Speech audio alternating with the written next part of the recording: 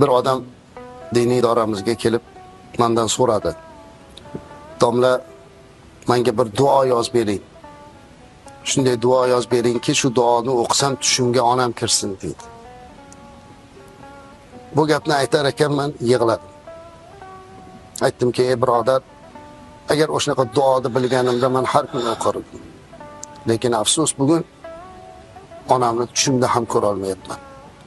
Ammo ming afsuski, bugun uyda hayot bo'lib turgan onasini ko'rish imkoniyati bo'la turib ko'rmayotgan qancha farzand bor. Qachon oxirgi marta onangizni ko'rdingiz? Mana bu savolni bugun o'zlariga bersin.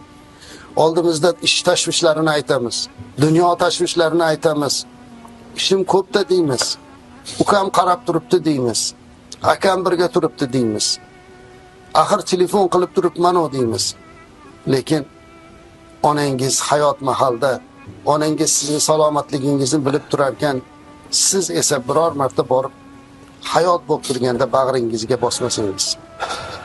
Azizlar, bilasizmi?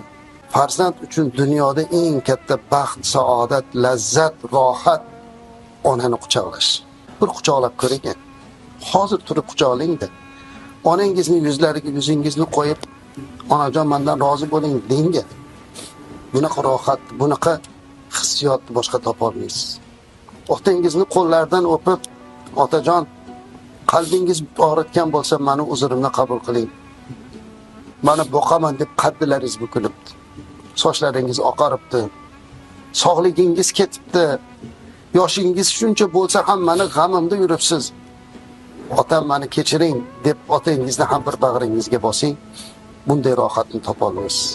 Shuning uchun bugun hayot bo'lib turganda ularni qadriga yetaylik azizlar. Toki yo'qotib qo'yib, na ularni hidini ham izlab topa olmaysiz.